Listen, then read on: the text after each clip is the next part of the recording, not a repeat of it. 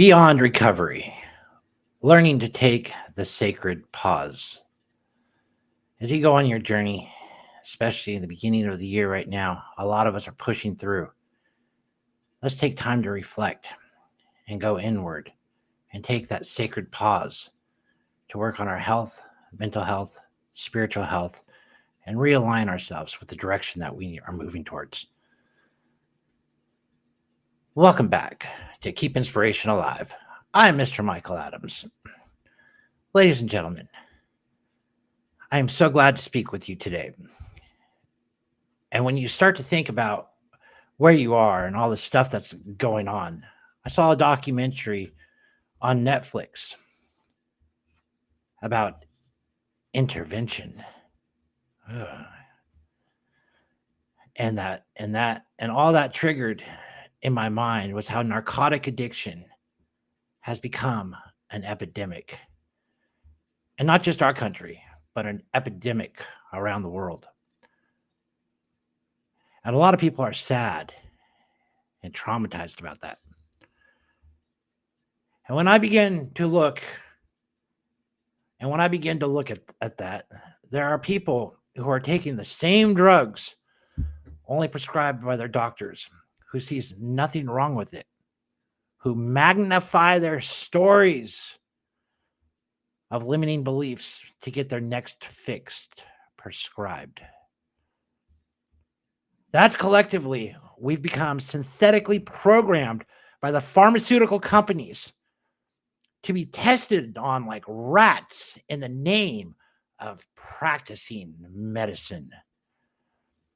We have been conditioned to question very little and to hand over our lives to this business of pharmaceuticals to fix all our problems by just taking a pill.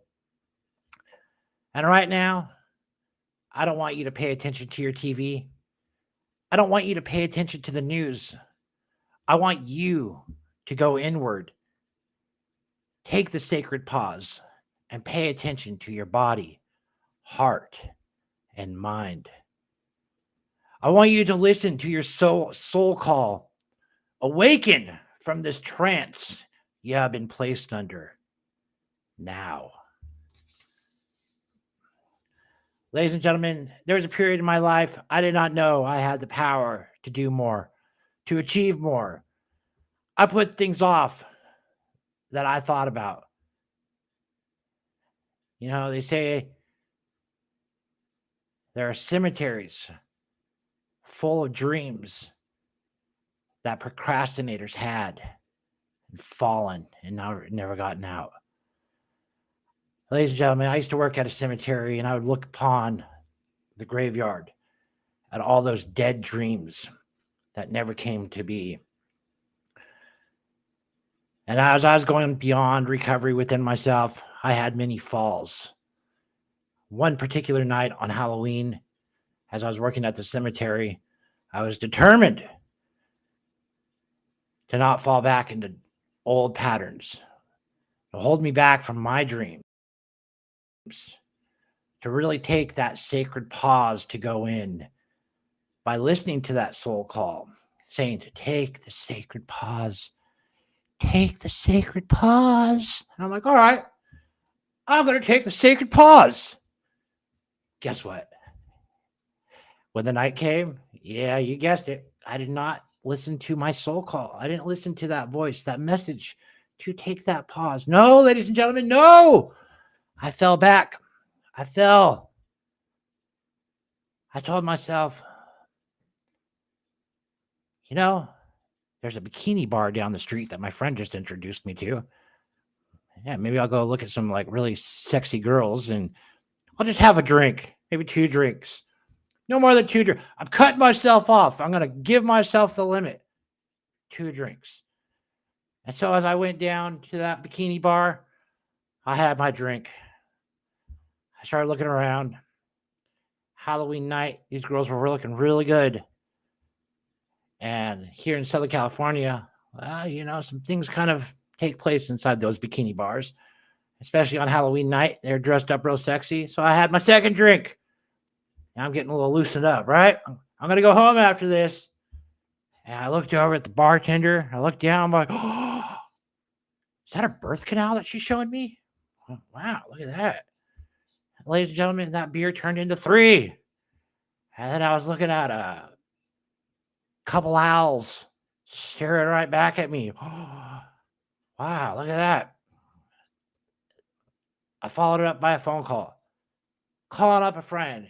You got to get down here. I'm seeing some owls and some birth canals. You got to see this.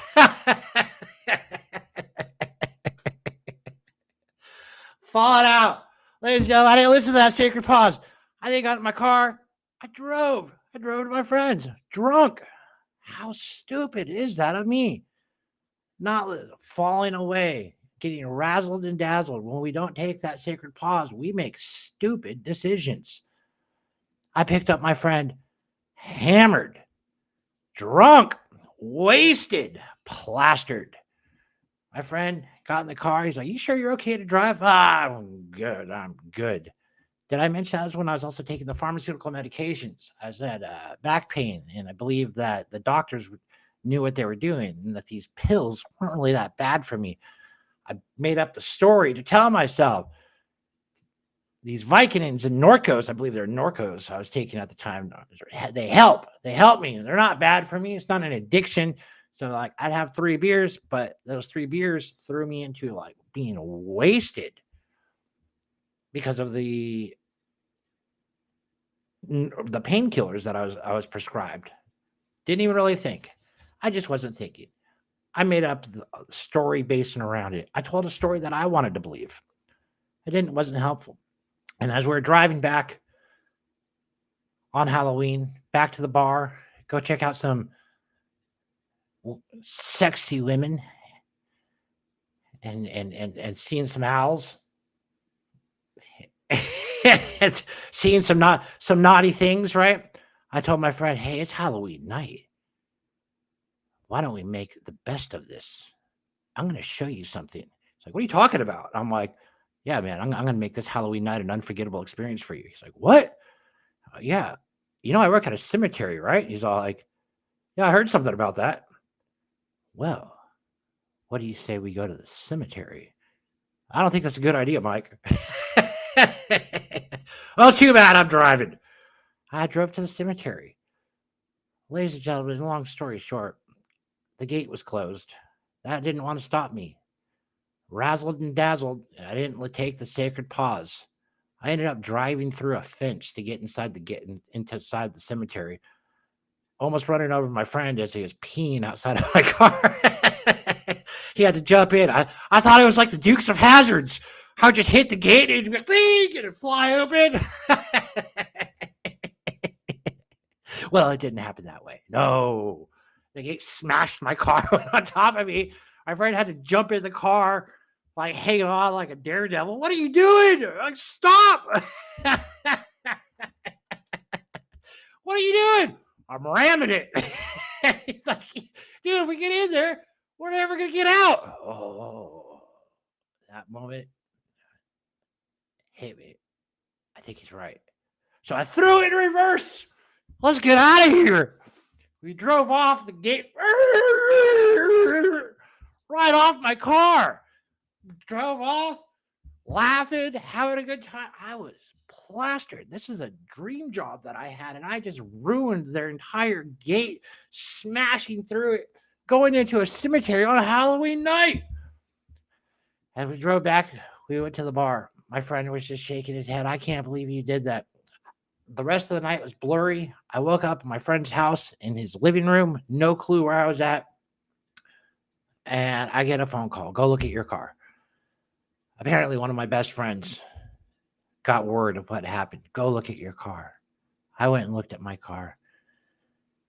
And I knew that I made a bad mistake because I did not listen to that soul call that was delivered to me to take a break, take that sacred pause. Ladies and gentlemen, how many times have you known that you should take the sacred pause, but yet you keep pushing through and you make mistake after mistake after mistake? Type I in the comments if that's you. I. All right.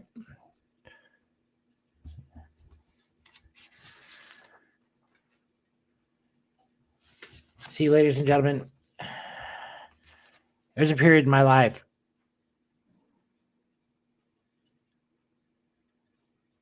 Oh.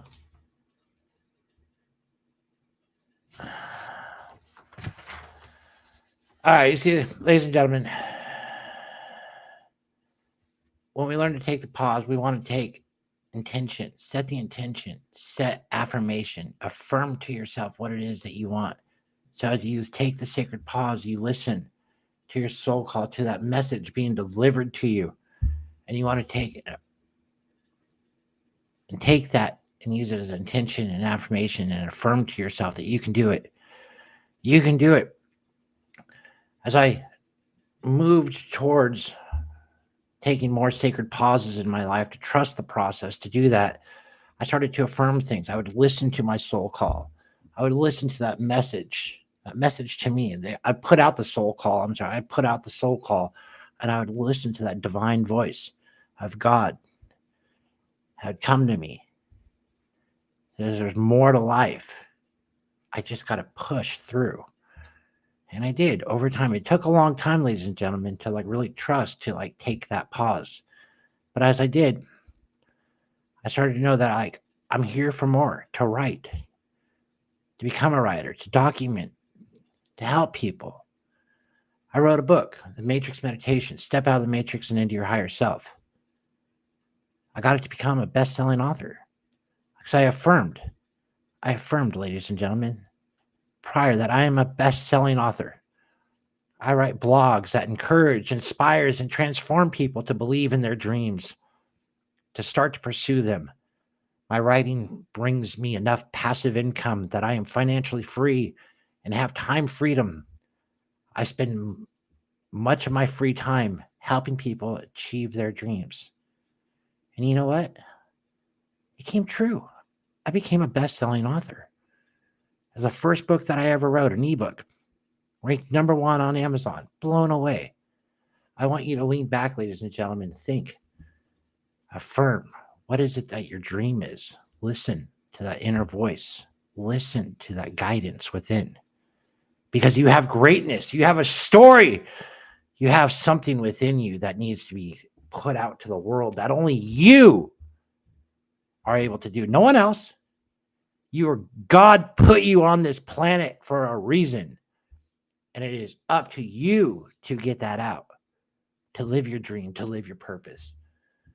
Take that pause, ladies and gentlemen. I currently wrote a book coming out. The intention set is Valentine's Day,